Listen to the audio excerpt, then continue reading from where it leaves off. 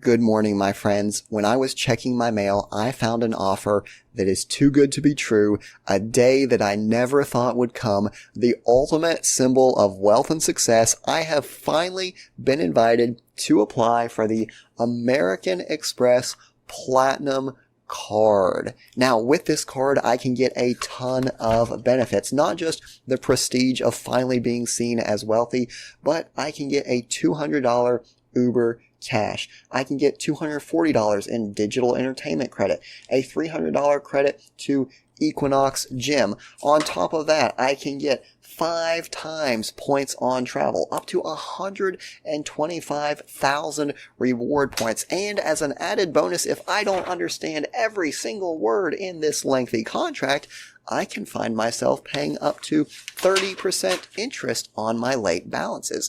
So, with all of these advantages and disadvantages, the question becomes, is this credit card right for me?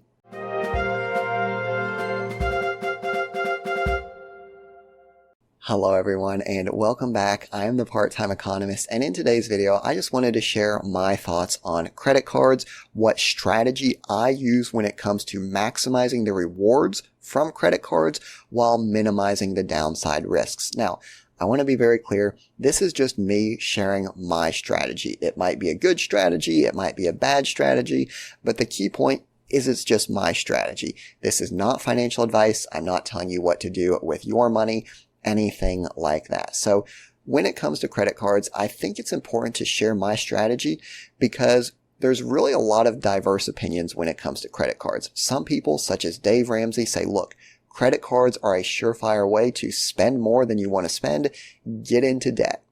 Other financial advisors say, look, if you do it right, credit cards can actually be a great way to stick it to the man. You can basically get free cash back as long as you pay everything on time.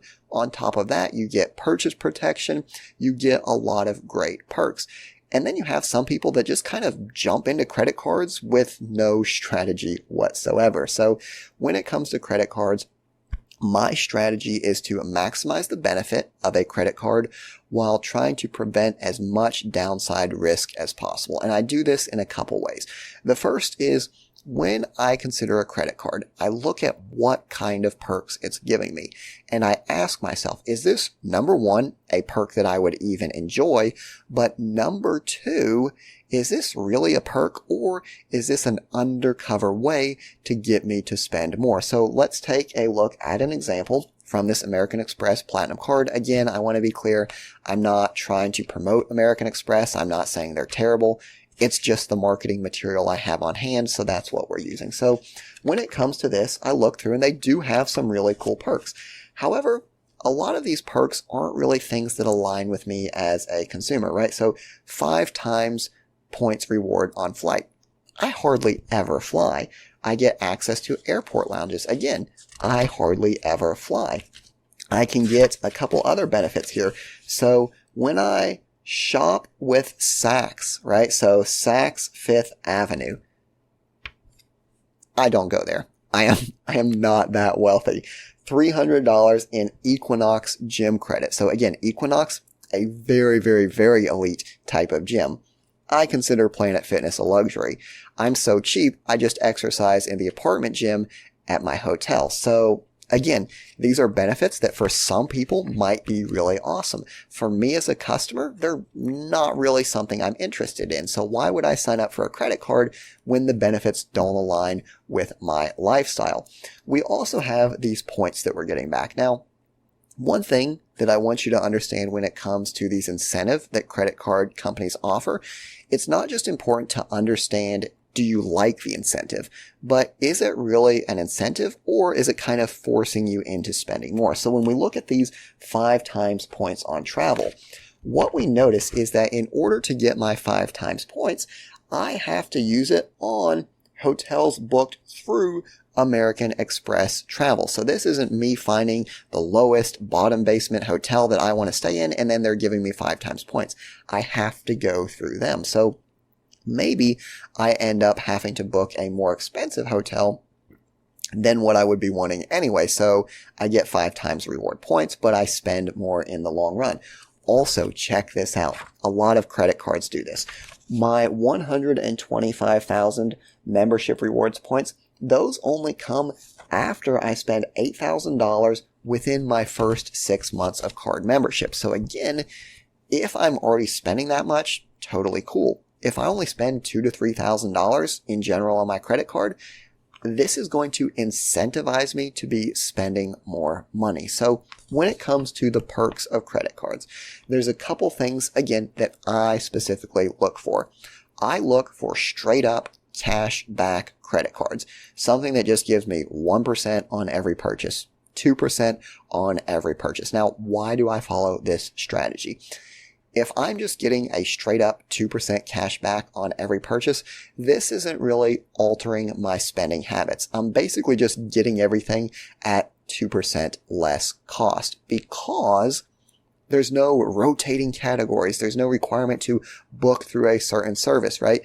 If you have a credit card where you get 5 times points at one place and only 1 times points at another place, you might be more likely thinking that you're going to get a bigger reward to go to something that is more expensive anyway. If I know that only once a month I get 5 times cash back on a certain category, I might overspend. Again, you could maximize it. Some people are really great at it, but I find that for me as a consumer, if I just have something that's 2% across the board or even 1% across the board, it doesn't really influence my spending habits, and I just get that as money to invest or put in my savings account, whatever the case may be. Now, the second thing when it comes to credit cards is not just considering the advantages of a credit card, but also the costs of a credit card. Now, many credit cards will be free to use. There are no annual membership fees. However, this Platinum card here, they're going to charge me a $695 annual fee. Again, I don't like this. And again, not criticizing American Express. A lot of other credit cards do this. The reason I don't like this is because if you pay that fee, you know you've got to get back almost $700 in benefits just to overcome that fee, right? So a pretty hefty barrier. You're already starting almost $700 in the hole. You're going to feel that you have to spend more money to get your money back. The other thing when it comes to credit cards is you have to be very careful.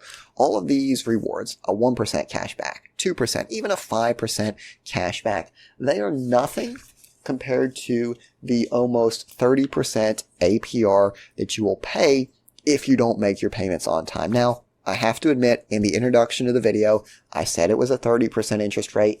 It's actually 29.99, so I'm sorry for that minor oversight there. But the key takeaway is that you're going to pay an insanely high interest rate. Even if only 1 month you don't pay your bill in full, that's going to wipe out months and months and months of 1% cash back, right? Think 1% cash back versus 29% interest rate, right? So for the same dollar value, you would have to have, let's see, almost 30 months of paying everything perfectly to make up for 1 month of not paying on time, right? So that's something to consider. All these benefits, all these perks of credit cards, they're really only benefits and perks if you are paying completely every single time. As soon as you start missing payments or being late on your payments, that 1%, that 2% reward doesn't even come close to offsetting this APR. So those are just some of my thoughts when it comes to credit cards. Again, not financial advice. Everyone should make their own decisions. But the key strategy for me, number one, I want a credit card that doesn't incentivize me to spend more. That means I'm not interested in a credit card that has an annual membership or where the incentives are tied to some specific product category, right?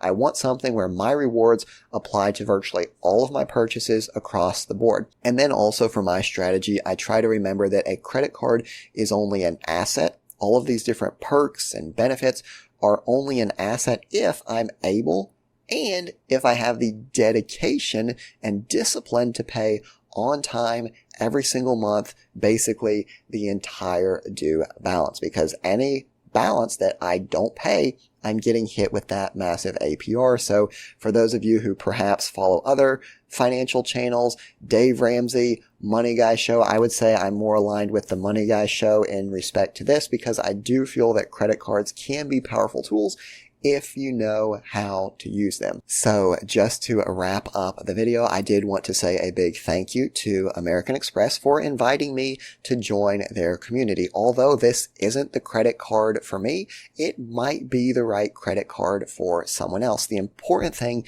is that each of us has a strategy when it comes to credit cards. We know what we're looking for when it comes to advantages.